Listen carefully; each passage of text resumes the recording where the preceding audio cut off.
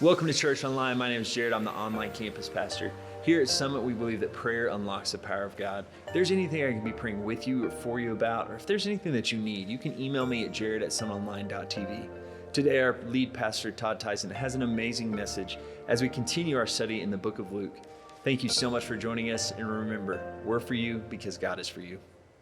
Hey, thank you so much for joining us today online. We love that you are choosing to still engage in worship wherever you're at with whatever you're doing.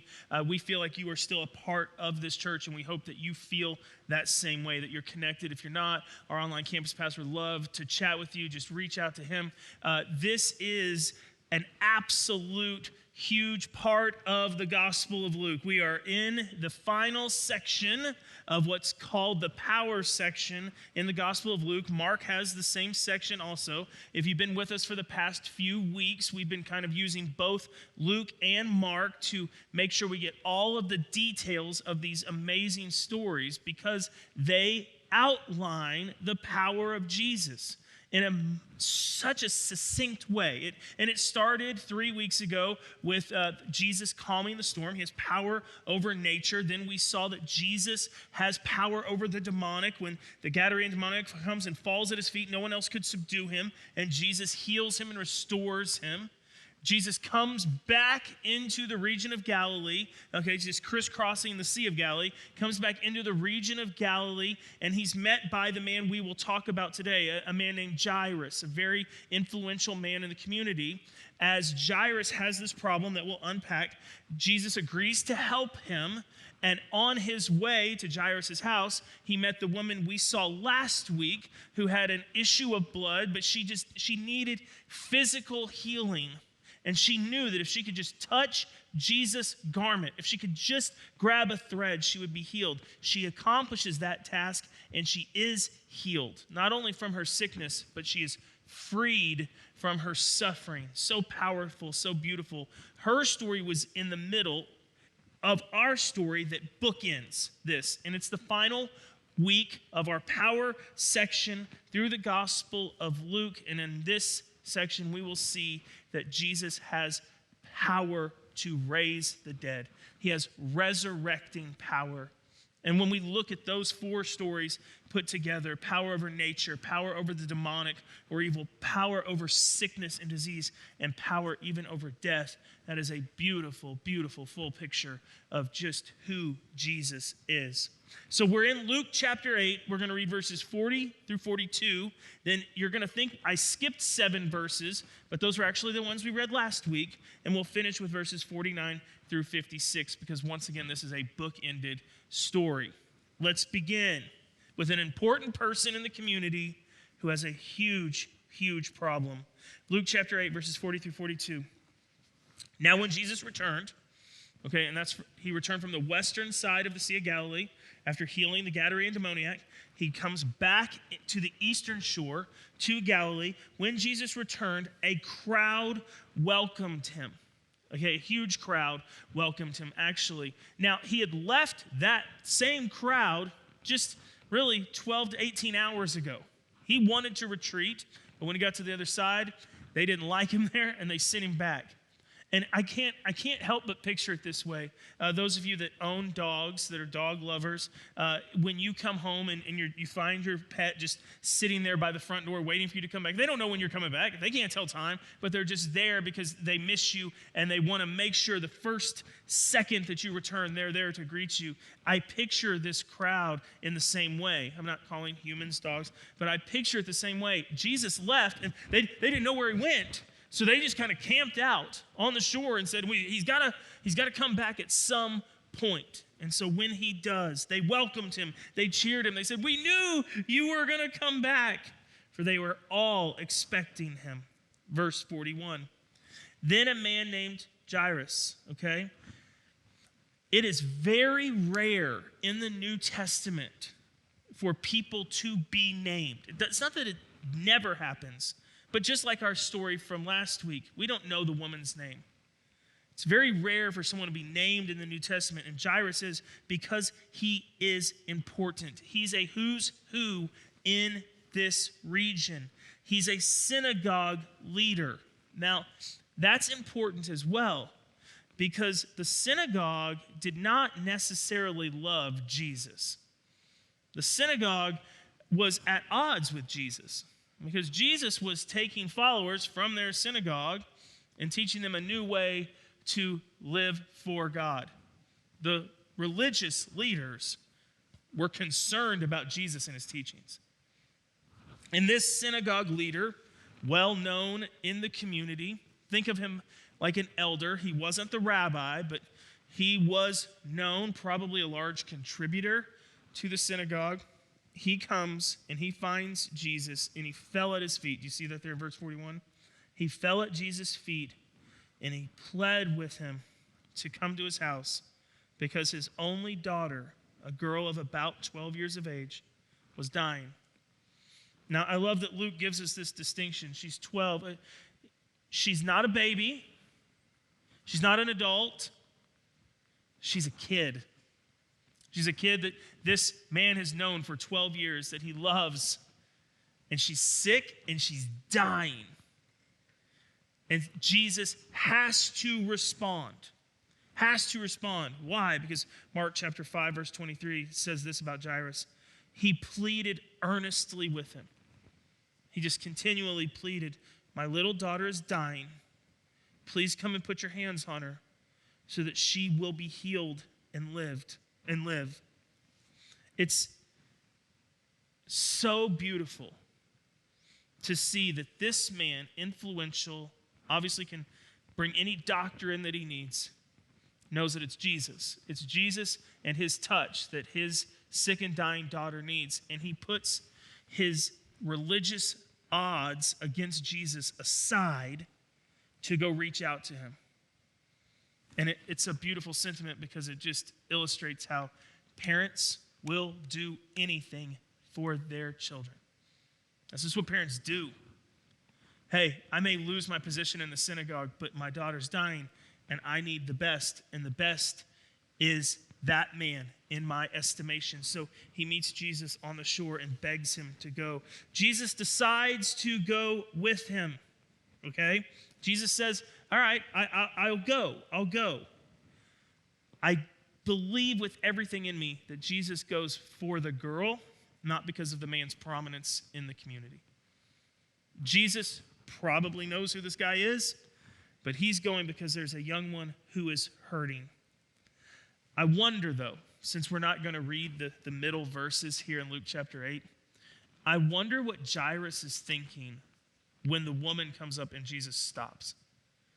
I wonder what Jairus is thinking when his march to his house, knowing that time is of the essence, it's stopped by this woman who came crawling through the crowd. I just wonder what he thought. And while he may be wondering, why are we waiting so long for this woman, he gets the worst news ever. Luke chapter 8, verse 49, okay?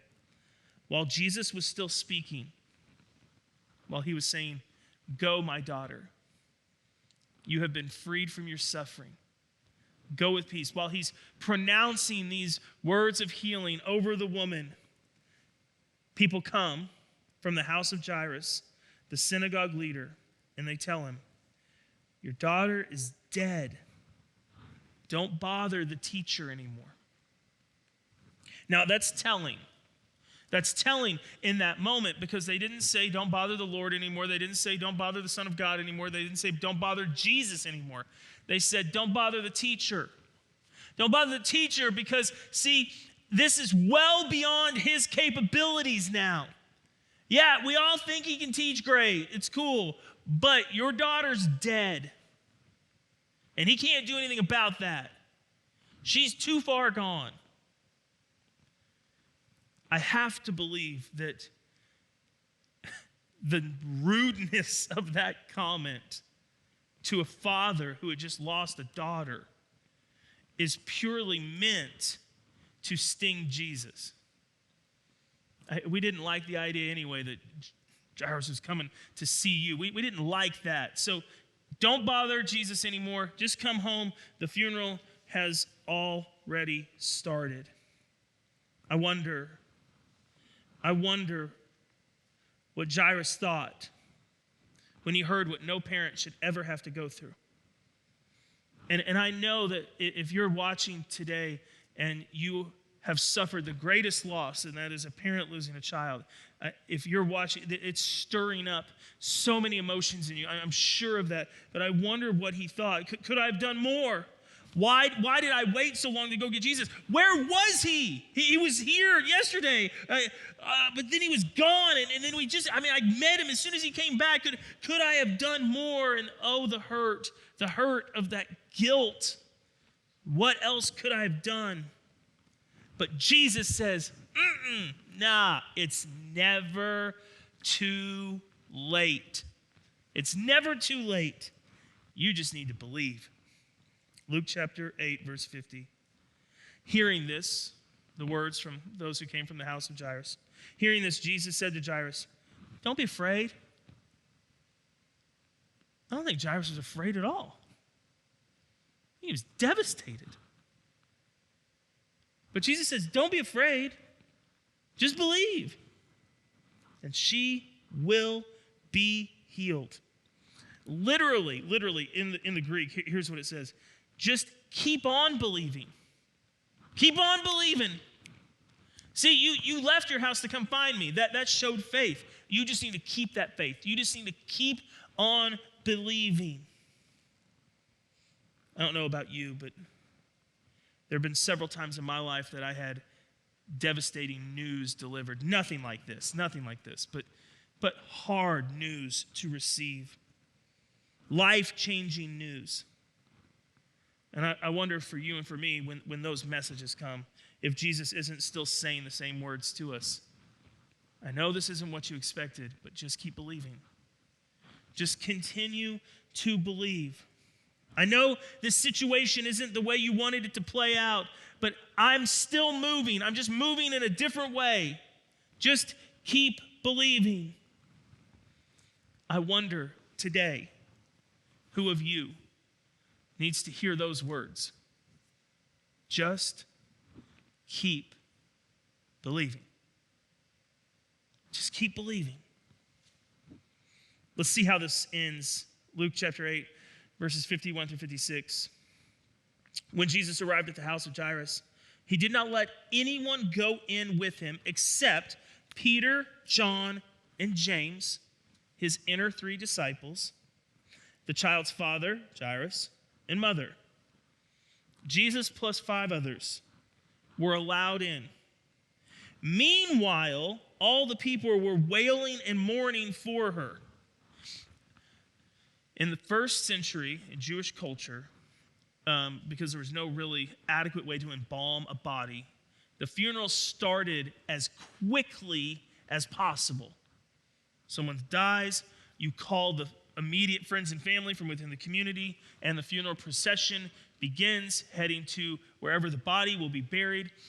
Wealthy families would actually hire wailers, not people that shoot whales, but wailers to walk in front of the funeral procession and wail on behalf of the deceased, to make a huge scene as they gathered people throughout the community as the funeral procession grew. And so what Jesus walks up on, looks at Peter, James, and John, the mother and the father, and says, you come with me. He sees this procession starting.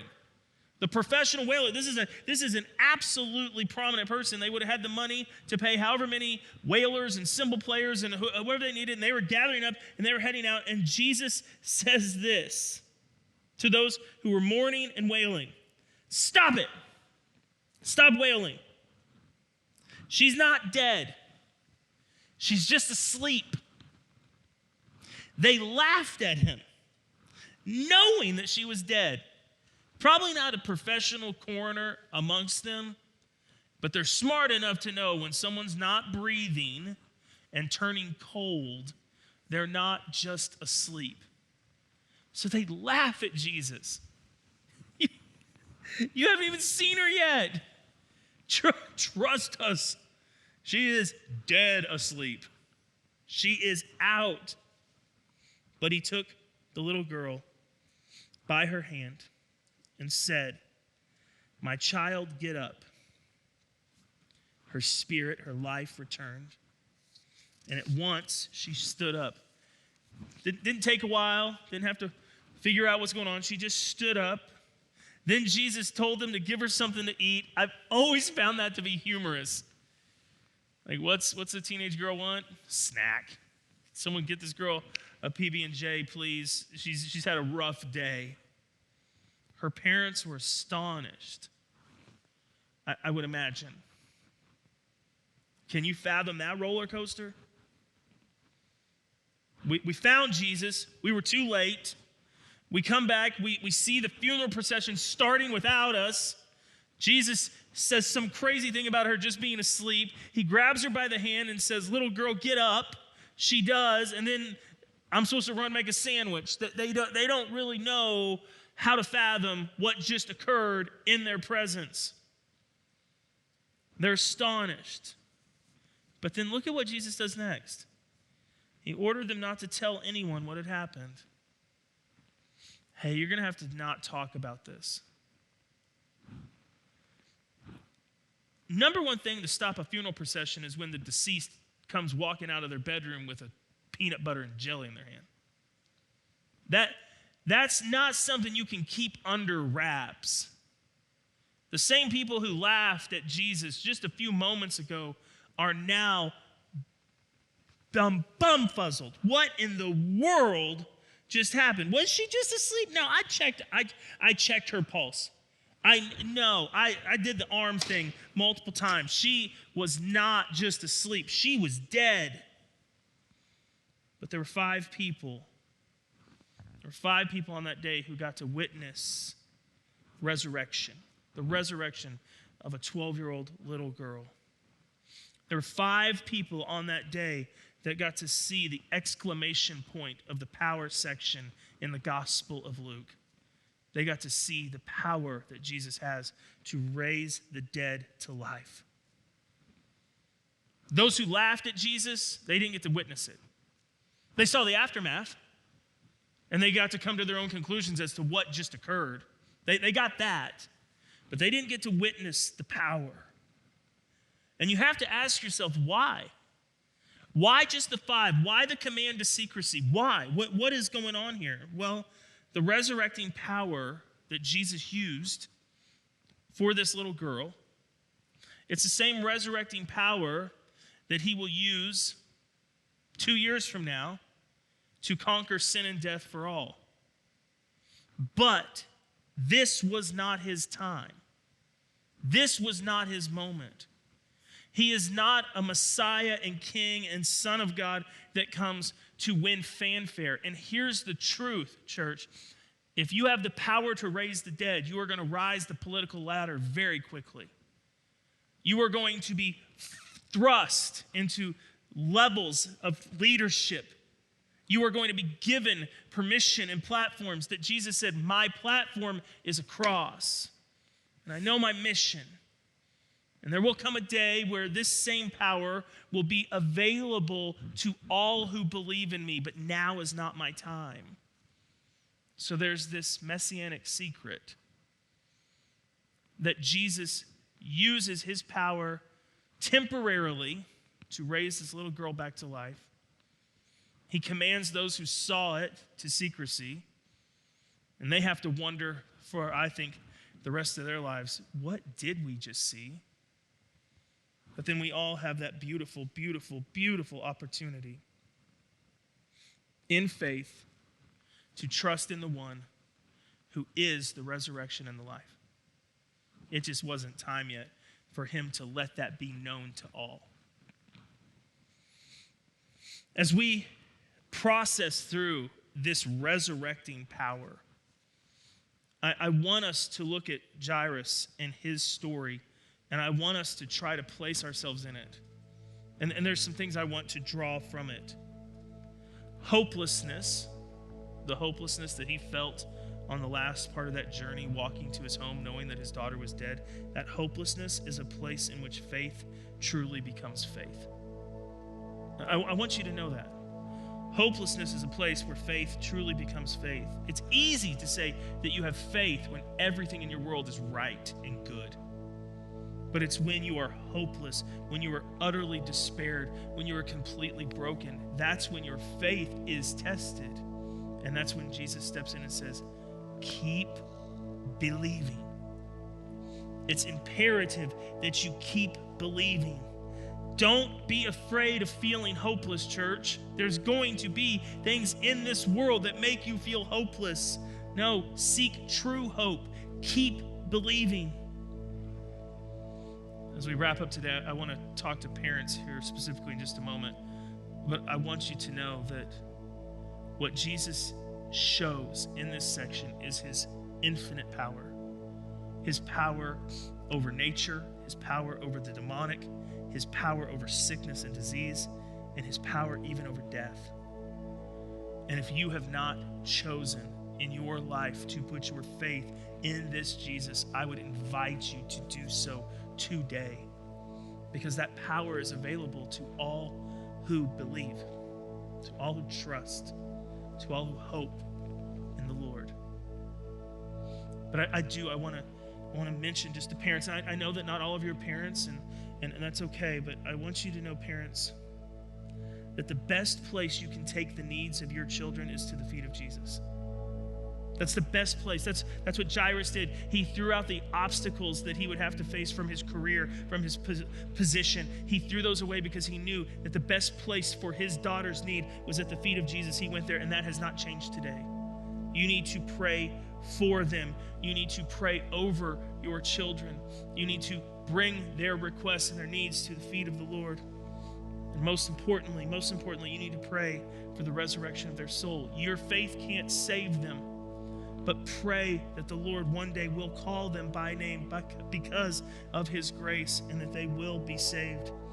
And for those of you who have children that know the Lord, that you know they know the Lord, I want you to know today and celebrate today this truth, that you have witnessed a resurrection miracle just as magnificent as Jairus and his wife did that day. Your child has come from death to life. And that's something you should celebrate. And I'm sure it's something you do, but maybe we don't think about it enough. And if your child hasn't, keep believing. Keep believing that no one is too far gone. No one is without hope. Your child is loved by God. And keep praying, keep believing that salvation will come to them as well.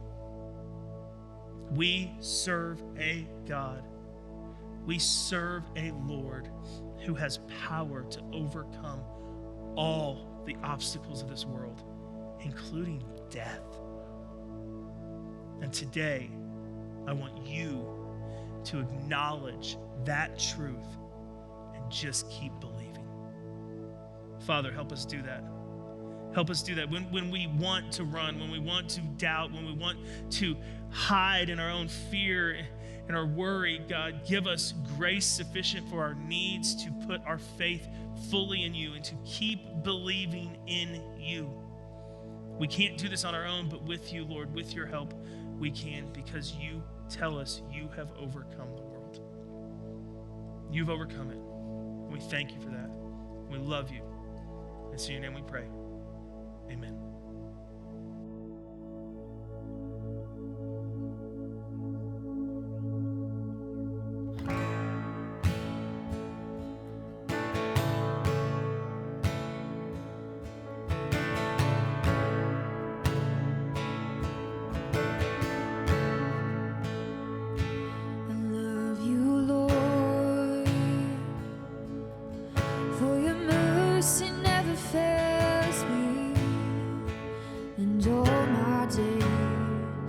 I've been held in your hands from the moment that I wake up until I lay my head. Oh, I will sing of the goodness of God. Yes, I will. All my life you have been faithful. All my life you have been so, so good.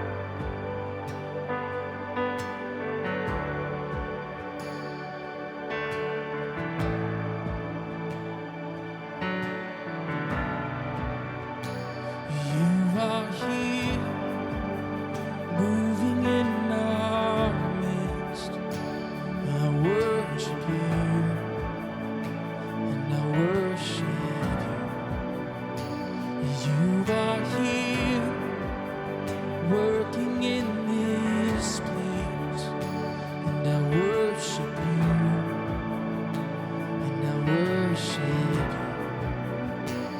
You are here, moving in our midst, and I worship you, and I worship you. You are here, working in this place, and I worship you, and I worship you. You are waymaker, miracle worker, promise keeper, light in the darkness, my God, that is who you are. You are waymaker, miracle worker, promise keeper, light in the darkness, my God, that is who you are.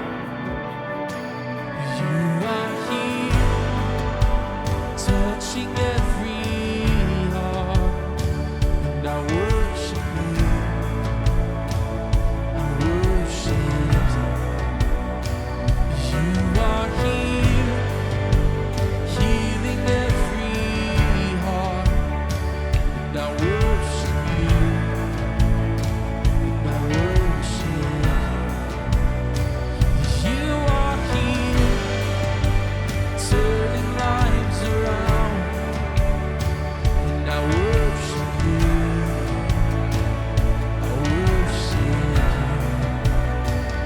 You are here, mending every heart. I worship you,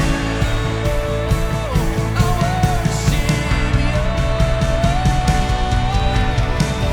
Waymaker, miracle worker, promise keeper, light in the darkness, my God, that is who you are. You are waymaker, miracle worker, promise keeper, light in the darkness, my God, that is who you are.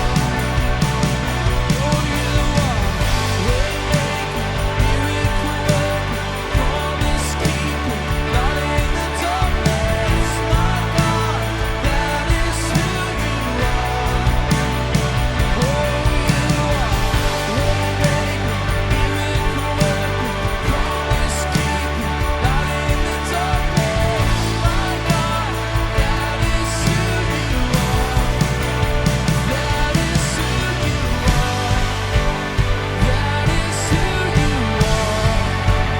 That is who you are. That is who you are. That is who you are.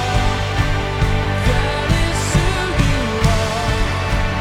That is who you are. That is who you are. You are waymaker, miracle worker, promise keeper, light in the darkness, my God, that is who you are. You are waymaker, miracle worker, promise keeper, light in the darkness, my God, that is who you are. Even when I don't see it, you're working. Even when I don't feel it, you're working. You never stop working. You never stop working. Even when I don't see it, you're working. Even when I don't feel it, you're working. You never stop working.